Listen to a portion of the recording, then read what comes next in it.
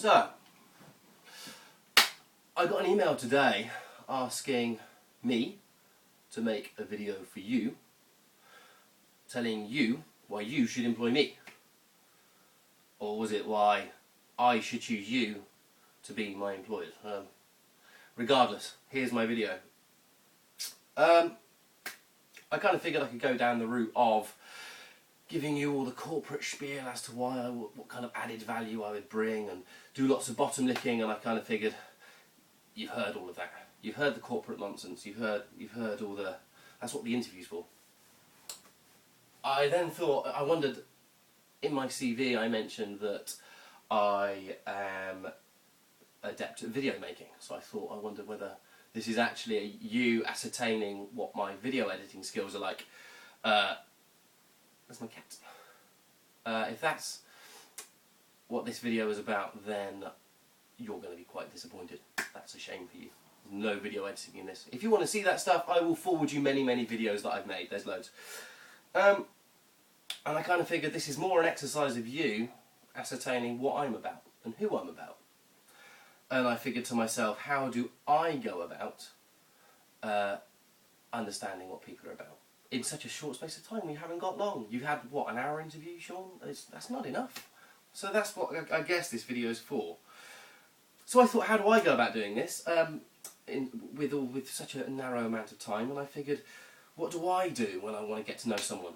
Apart from just get to know them, spend time talking to them. We don't have that time. We have 3 minutes. This video is going to be longer than that. And so I thought, you get to know a lot about someone through their interests. And I figured, music's an interest. I like interested people that are interested in music. So an individual's record collection could be a good indicator as to their sort of personality and who they like sort of show you what they're like. And I figured I'd take you a little bit through my record collection. So, the last record that I bought, it's actually 2 records. I bought them on the same day. We've got 2 here. This, bit of a rarity. This is the Boards of Canada. It's a single. It's a 12-inch single. It's actually just a one-sided vinyl. This is just a completely smooth disc here. This is the printed side with the groove on it. There's only 2 songs on here. One's about 9 minutes long. One's about 30 seconds. An instrumental kind of electronic prog band. So yeah, Boards of Canada. This is simply called Blue Hexagon. Take from that what you will. What does that tell you about me? On the True Thoughts label, another LP, Nostalgia 77. This is actually another 12-inch single, Seven Nation Army, a cover of the White Stripes tune by a really fat, fresh, funky kind of jazz hip-hop band. So yeah, Nostalgia 77 and Boards of Canada are my last purchases. So that might tell you a little bit about me. Also here, just some comfort records that my collection just couldn't not have in them. There's nothing that I could say about this record that hasn't already been said, so I'm not going to bother. Apart from the fact that this is completely empty, there is no record in here. I played this record to death when I was a kid, and it doesn't play anymore. So, so that's useless to me. So I turned it into a fetching bowl. This can be done with an oven and a bowl, an actual bowl, like a mixing bowl, and you place the record over it in a low oven. The record melts a little bit, and it turns into this fetching bowl. That is actually, I don't know if you can see there, that is actually Dark Side of the Moon. I keep in here things like spare pairs of glasses and my wife's bangles, things like that. Dark Side of the Moon. Harvest by Neil Young. What can I say? Magical piece of music. Love that. Steely Dan's first album, Can't Buy a Thrill. Some of the finest vocal performances ever recorded. The harmony parts on Dirty Work are just phenomenal.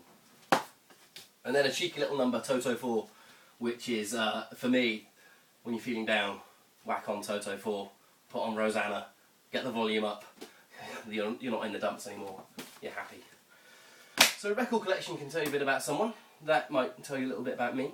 What about books? Is an individual well read? Is it just the newspaper? Is it fiction? Is it biographies? Well, I like them all. I read lots of biographies, I read lots of fiction, I read lots of reference books. I read. I just read. I read lots and lots. So the last book I bought was all in one bookshop in Hay-on-Wye. I bought a load of books. I actually bought 7 books. I've got 3 of them here. The 3 that I'm really into at the moment. The first one here, Stanley Kubrick's Drama in Shadows. Everyone knows Stanley Kubrick as the groundbreaking filmmaker. People would overlook the fact that he was actually an incredible photographer. I think, Sean, we talked about my love of photography, and this is, I love Stanley Kubrick's photography work. It's phenomenal. So that's Darkness and Shadows, Drama in Shadows, sorry. Another photography book. This is this time by Graham Nash, as in Crosby, Stills, Nash and Young.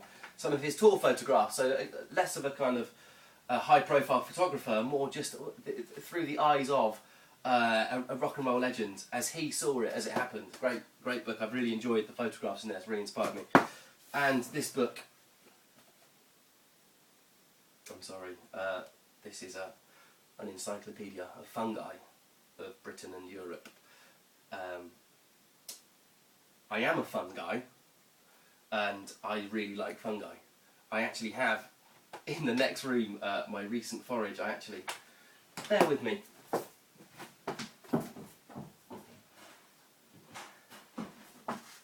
This is a selection of mushrooms that I found in a field near Swindon this week. These are all your standard, good old-fashioned field mushrooms. These were found in a field just outside Swindon. These will be going into a risotto later on. I love mushrooms and finding them. And then just a handful of other books which I will always, a bit like my records there, that I'll always return to. The Middle-earth saga, as I call it. I have up there the entire Tolkien collection from the really early stuff that he wrote not prior to writing these. The stuff he wrote as prequels to these. Obviously, you can see how well thumbed the Fellowship of the Ring is. So yeah, anything by Tolkien, that's great. That's really great. Dickens, but specifically, nothing gets me in the Christmas mood quite like A Christmas Carol.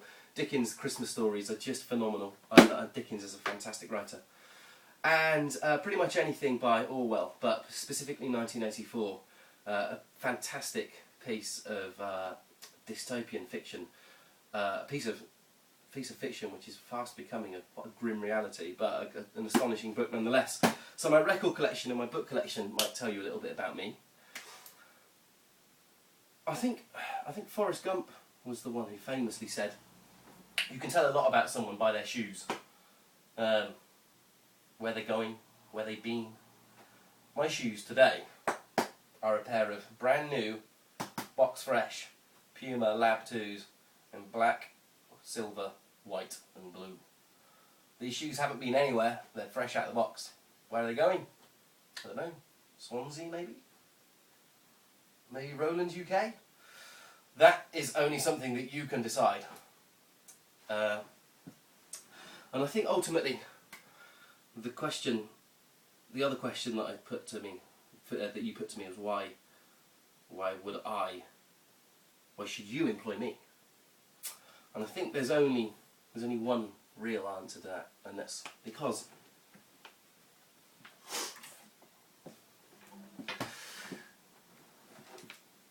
I'm simply the best. Better than all the rest. Better than anyone. Anyone you've ever met.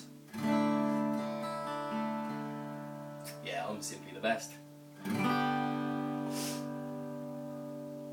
And anyway, why should I work for Roland? Why would I work for Roland? Quite frankly, I wouldn't drink my coffee out of any other cup.